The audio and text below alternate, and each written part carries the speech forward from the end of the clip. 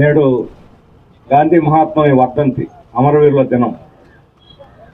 ఏ దేశ స్వాతంత్రం కోసం, ఆ స్వాతంత్రోద్యమంలో భాగంగా హిందూ ముస్లిం ఐక్యత కోసం రామరాజ్యమే లక్ష్యంగా తన యావత్ జీవితాన్ని పణంగా పెట్టి పోరాడారు.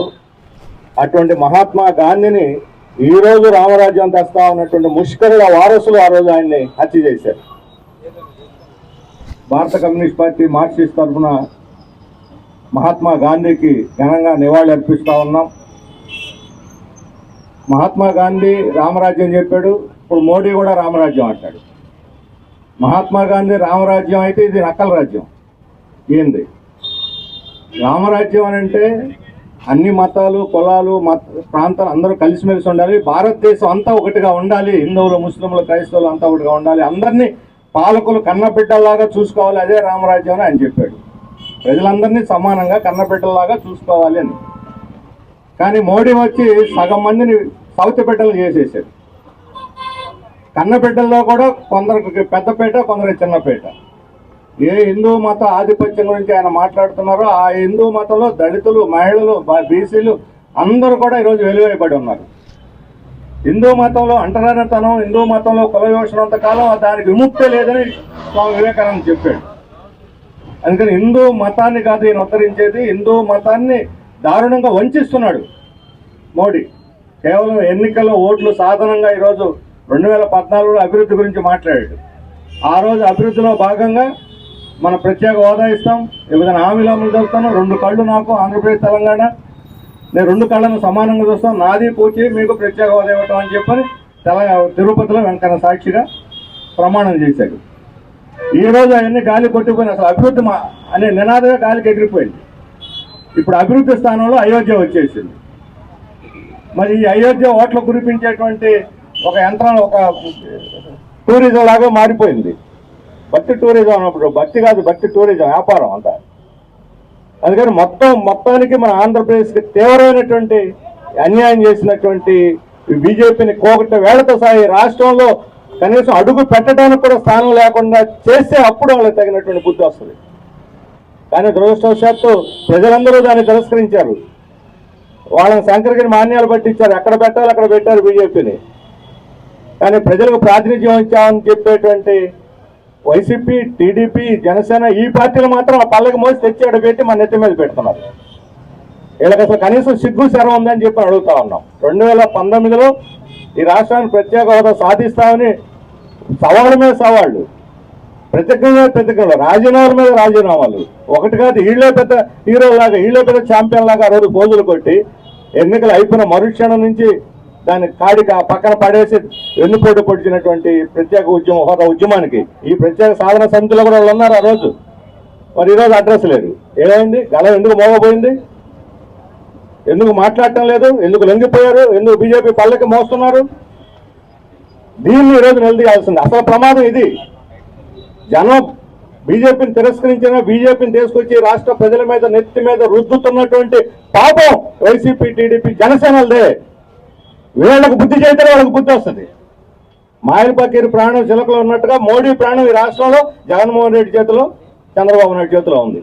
అందుకని వీళ్ళకు బుద్ధి చేస్తే అక్కడ వాళ్ళకి పాఠం వస్తుంది. అందువల్ల రాబోయేటువంటి ఎన్నికల్లో ప్రత్యేక హోదా కోసం పోరాడేటువంటి, నికరంగా నిలబడుతున్నటువంటి వాళ్ళకి ఈరోజు ప్రజలు మద్దతు ఇవ్వాలని చెప్పని కూడా మనం విజ్ఞప్తి చేయాల్సినటువంటి అవసరం ఉంది.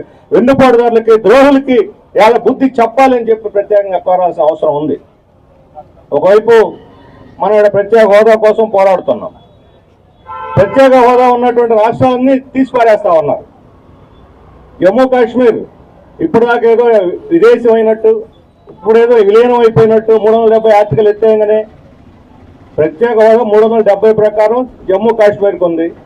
371 ఆర్టికల్ ప్రకారం ఆంధ్రప్రదేశ్ ప్రత్యేక హోదా ఇవ్వాలి. ఈరోజు 370, రేపు పొద్దున 371 అన్ని ఎత్తేస్తారు. కాశ్మీర్కి ప్రత్యేక హోదాను ఎత్తేయటాన్ని బలపరిచిన పార్టీలు ఈ రాష్ట్రానికి ప్రత్యేక హోదా ఎలా సాధిస్తారని చెప్పి మనం ప్రశ్నిస్తా ఉన్నాం. వెనకబడినటువంటి ఒక ప్రాంతం.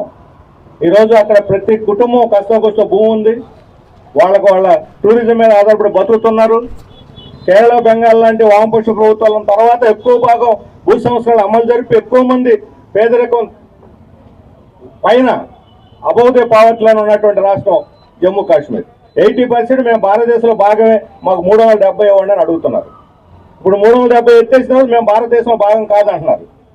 మోడీ చేసిన ఘనకార్యం ఏంటంటే 80% యూత్ను జమ్మూ కాశ్మీర్లో ఉగ్రవాదుల కింద మార్చేశాడు.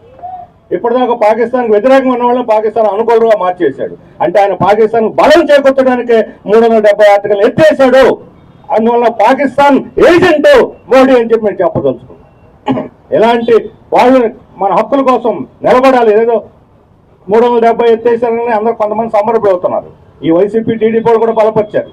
ఇక్కడ మైనార్టీలను ఆదుకుంటామని చెబుతున్నారు. మరి ఈశాన్య రాష్ట్రాలకు ఉంది, హిమాచల్ ప్రదేశ్కి ఉంది, మన రాష్ట్రంలో ఏజెన్సీ ప్రాంతాల్లో 170 ఉంది. ఇవన్నీ ప్రత్యేకమైన చట్టాలే. ఇప్పుడు ఒక్కొక్కటి ఎత్తేసుకుంటూ వస్తారు. ఇప్పుడు అదాని కోసం మన ఐడల్ ప్రాజెక్టులు అన్నింటినీ పేరుతోటి భూములు లాగేసుకుంటున్నారు. పంచాయతీలు వాళ్ళ పెసా చట్టాన్ని తీసి అవతల పడేసి వాళ్ళ గ్రామ సభల్ని లెక్క చేయకుండా భూములన్నీ కేటాయించేస్తున్నారు. అంటే ఆంధ్రప్రదేశ్లో ఉండే భూములను ఒక్కొక్కటిగా అదాని పరం అంబానీ పరాలు చేసుకుంటూ పోతే ఇక్కడ ఉండేటువంటి వాళ్ళు స్వతంత్రం ఏమిటి అర్థం? మన ఆత్మగౌరవం ఏమిటి? భూమి లేకుండా ఆత్మగౌరవం ఎక్కడి నుంచి వస్తుంది? అందువల్ల ప్రత్యేక సౌకర్యాలు, ప్రత్యేక హక్కులు అనేవి రాష్ట్రాలకైనా ప్రాంతాలకైనా రాజ్యాంగం ఇచ్చిన హక్కు. ఈ రాజ్యాంగం స్వాతంత్ర పోరాటం ద్వారా సాధించుకున్నటువంటిది. ఈ స్వాతంత్ర పోరాట వారసత్వాన్ని కోకటేళ్లతో పెకిలించేస్తున్న బీజేపీకి బుద్ధి చెప్పకపోతే మన రాష్ట్రానికి కూడా మేలు జరగదు అని చెప్పి చెప్పగలం. ఈ రాష్ట్రంలో మనం చూసాం, నిన్న గుంటూరులో ఆయన మన జయదేవ్, తెలుగుదేశం పార్లమెంటు సభ్యులు గల్లా జయదేవ్, ఆయన స్పష్టంగా అరటి పండు వదిలిపెట్టినట్టు చెప్పేశాడు. ఎవరు ఆయన మీద దాడి చేసింది? పార్లమెంట్లో ప్రత్యేక హోదా కోసం డిమాండ్ చేసి మోడీ ప్రభుత్వాన్ని గట్టిగా నిలదీసిన పాపానికి ఆయన మీద ఈడీ దాడి జరిగింది. ఆయన నిజాయితీగానే చెబుతున్నాడని మేము భావిస్తున్నాం. ప్రజల్లో కూడా మంచి పేరుంది అక్కడ. ఇక్కడ జగన్మోహన్ రెడ్డి మోడీ ఆదేశాలను అనుసరించి ఆయన ఫ్యాక్టరీని ఇక్కడి నుంచి హైదరాబాద్ తరిమేశాడు. ఆ రోజు తెలుగుదేశం వాళ్ళకి మోడీ వాళ్ళని నేను వెళ్ళిపోతాడని చెప్పే దమ్ము ధైర్యం కూడా లేదు. ఈ రోజు నేను జయదేవ్ని అభినందిస్తున్నాను. ధైర్యంగా ముందుకొచ్చి బీజేపీ పాపాన్ని ఎండగట్టినందుకు జయదేవ్ని నేను అభినందిస్తా ఉన్నాను. తెలుగుదేశానికి ఏమని గట్స్ లేవో మీకు? పేరెత్తి చెప్పలేరా? మోడీ ఆదేశాల ప్రకారం జగన్ ఇద్దరు కొమ్మక్కై ఈ రాష్ట్రం నుంచి పరిశ్రమలు వెళ్ళకూడదని చెప్పడానికి మీ నోరు ఎందుకు రావటం లేదు, ఎందుకు పగలటం లేదని చెప్పి అడుగుతా ఉన్నాను. దమ్ము లేదు, భయం పడిపోతున్నాయి మోడీ పేరింటే. అయోధ్య పోయి చంద్రబాబు నాయుడు గారు ఆదరిస్తూ వచ్చాడు. అందరూ అనుకున్నారు 21 దాకా రామ్మయం అయోధ్య అంటే. అందరూ భక్తిలో మునిగిపోయారు. సహజం, భారతదేశం ఎక్కువ మంది రాముడు అంటే గౌరవం, భక్తి ఉంటుంది, సహజం. 22వ తేదీ ప్లేట్ ఫిరాయించేశారు. రామ్మయం పోయి మోడీమయం అయిపోయింది ఒక్క రోజులో. అయోధ్య అంటే మోడీమయం అయిపోయింది. ఈయన పోయి రాముని దర్శించుకోవడానికి అది పోయింది, మోడీని దర్శించుకోవడానికి వెళ్ళాడు. నేను అడుగుతున్నాను చంద్రబాబు నాయుడు, చెప్పండి, రాముడికి ఆయనకి గర్భగుడిలో పోయి రాముడిని చూసి వచ్చాడా నేను అడుగుతా ఉన్నాను. బయట తెర మీద చూశాడు, మనం చూసాం తెర మీద. ఆయనకి మనకేంటి తేడా? బయట అక్కడ అందరం పోలే తెర మీద చూడటానికి, మోడీని చూడటానికి వెళ్ళాడు. మోడీ కళ్ళల్లో పడతాం లేదా? 2 అంచెలు స్క్రీన్లు, ఐరన్ స్క్రీన్లు, 2 అంచెలు, 6 అడుగుల దూరంలో ఆయన అటు చెయ్యి అంచె మీద చేసి ఇట్లా చెయ్యి ఒప్పడానికి ప్రయత్నం చేస్తున్నారు. సిగ్గుచేడు తెలుగు ప్రజలు సిగ్గుతో తలదించుకోవాలి. ఈ రకంగా ఒక ప్రధానమంత్రి ముందు మాజీ ముఖ్యమంత్రికి జరిగిన అవమానానికి ప్రతి తెలుగువాడు తల దించుకోవాలని చెప్పి చెబుతా ఉన్నాను. ఇలాంటి కేంద్రానికి వ్యతిరేకంగా పోరాడి గట్స్ ఉన్నటువంటి ముఖ్యమంత్రి గతంలో ఎన్టీ రామారావు. ఆయన పార్టీ పేరు చెప్పుకుని చెట్టు పేరు చెప్పి కాయలు అమ్ముకున్నట్టు ఆ పార్టీ పేరు చెప్పి ఈరోజు కేంద్రానికి ఊడిగం చేస్తున్నటువంటి వాళ్ళకి ఈ హక్కు ఉందని అడుగుతున్న ఆంధ్రప్రదేశ్ న్యాయం చేస్తారా వీళ్ళు, ఇలాంటి పార్టీలు? అందుకే నేను చెబుతున్నాను జగన్మోహన్ రెడ్డి గారు, మేము ఇండియా టుడే వాళ్ళ కాంక్లేవ్ జరిగింది, ఎడ్యుకేషన్ కాంక్లేవ్, మాట్లాడితే రాజకీయాలు. వాళ్ళ ప్యాకేజీ 250 కోట్ల ప్యాకేజీ. సరే, అదంతా పర్సనాలిటీ బిల్డప్. అక్కడ ఏమంటాడు? అంశాల వారి మద్దతు ఇస్తానంటాడు. ఏ అంశాల వారి మద్దతు ఇవ్వలేదు నేను అడుగుతున్నాను. మద్దతు అంశాల వారు అంటున్నావు, దేనికి నువ్వు మద్దతు ఇవ్వలేదు అని చెప్పండి. ఒక్క పాయింట్ చెప్పండి.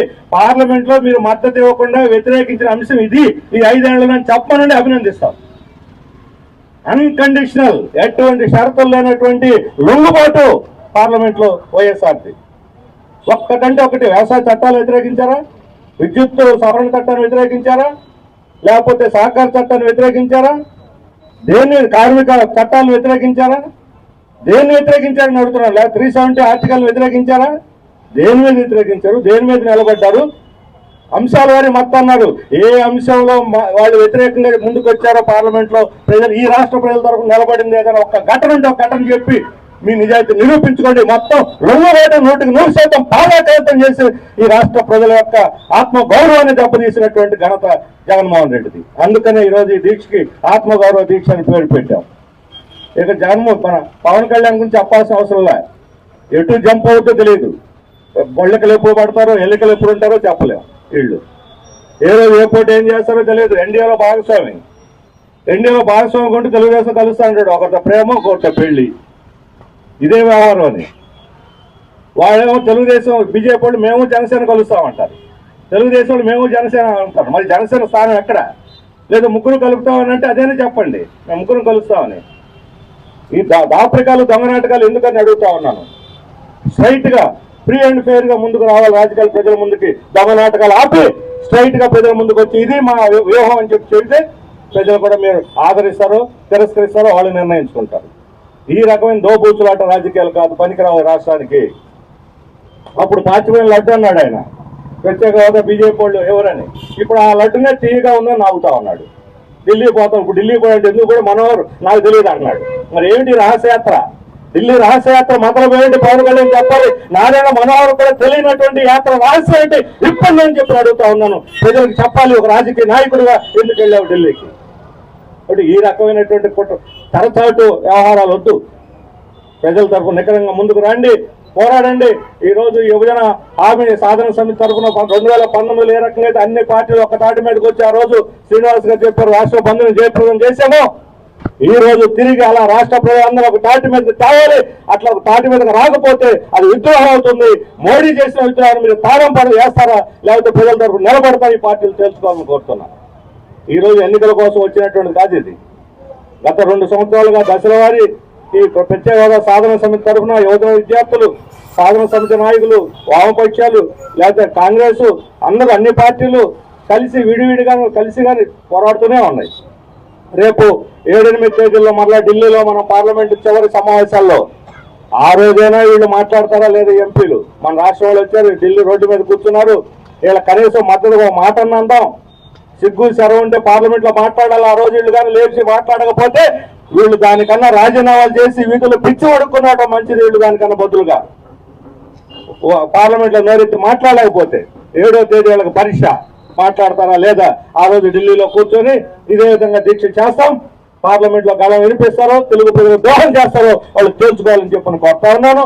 ఈ ఢిల్లీ దీక్షను కూడా 7-8 తేదీలో బలపరచాలని కూడా అందరికీ విజ్ఞప్తి చేస్తూ ఈ రోజు ఈ దీక్షలకు హాజరైనటువంటి నాయకులకి, కార్యకర్తలకి, అన్ని పార్టీల నాయకులకు కూడా ధన్యవాదాలు తెలియజేస్తూ నేను సెలవు తీసుకుంటా ఉన్నాను.